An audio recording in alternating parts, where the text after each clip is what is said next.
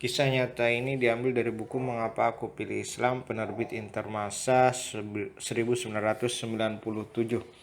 Kisah ini ada pada halaman 167.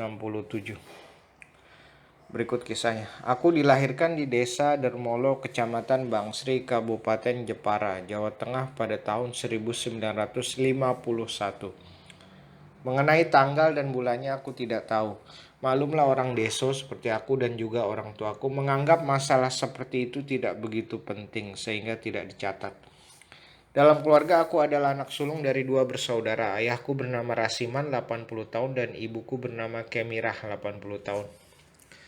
Orang tuaku termasuk pemeluk Islam yang taat beribadah sehingga mereka mendidik anak-anaknya secara islami. Misalnya setiap datang waktu maghrib mereka pasti menyuruhku pergi ke musola untuk sholat berjamaah dan mengaji di sana. Aku pun tumbuh dan berkembang sebagai seorang muslimah yang taat menjalankan perintahnya.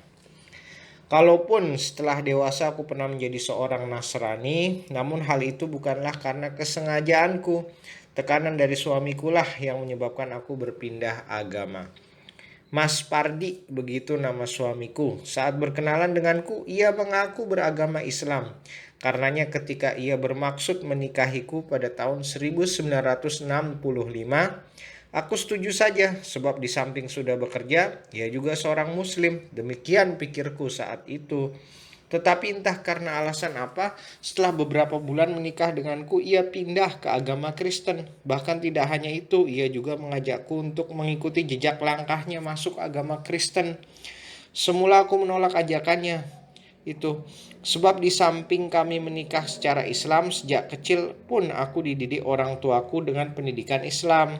Namun karena desakan suami aku mengalah juga. Singkat cerita akhirnya aku masuk agama Kristen.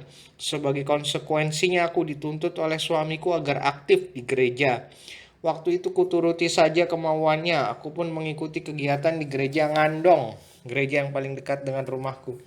Namun baru 3 minggu atau 3 kali aku mengikuti kebaktian di gereja, hati nuraniku merasa gelisah dan tidak tenang. Aku selalu bimbang tanpa aku ketahui apa sebabnya.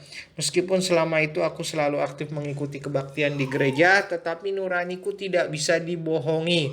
Aku selalu teringat pada ajaran Islam. Kadang-kadang saat para jemaat sedang khusyuk melakukan kebaktian, aku malah melamun. Lah iya wong kok angger anut grup yuk orang ngerti rumbuk. Orang kok hanya yang ikut-ikutan saja. Pikirku saat itu. Kemudian dengan berbekal tekad dan keberanian yang masih tersisa, ku kemukakan keadaanku itu pada suamiku. Mendengar ungkapan hatiku itu, suamiku bukannya membantu mencarikan jalan keluarnya tetapi malah marah-marah. Itu karena kamu tidak khusyuk dan membayangkan yang bukan-bukan ketika mengikuti kebaktian, kata suamiku.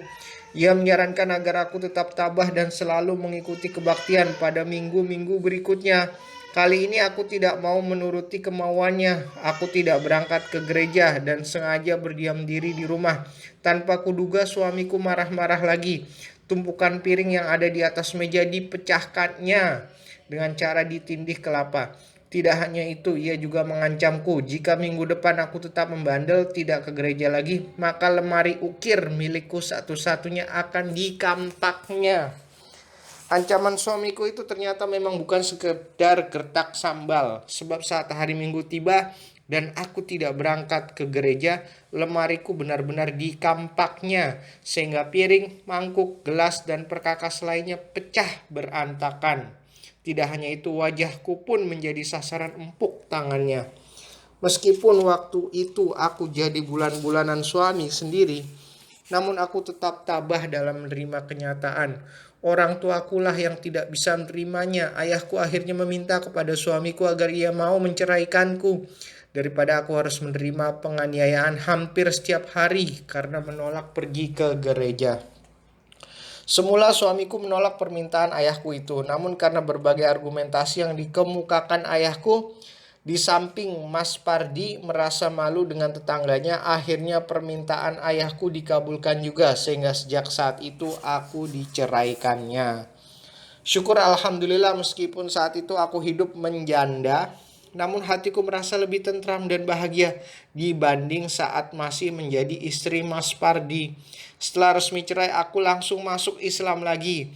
Aku memperbaharui syahadatku di rumah Bapak Muhammad Paidi, tokoh masyarakat setempat. Disaksikan Kiai Haji Asyari Banjaran, Kiai Haji Masum Srikandang, dan almarhum Kiai Muin Segembul yang kebetulan waktu itu sedang memberikan ceramah pengajian kepada ibu-ibu di desaku. Atas karunia Allah Subhanahu wa taala, pada tanggal 16 Juni 1971 aku mengakhiri masa jandaku. Aku dipersunting lelaki tampan asal desa Ndorio, Kecamatan Keling, Jepara, Mas Munanji. Demikian nama suamiku sekarang adalah jebolan pondok pesantren di Jawa Timur.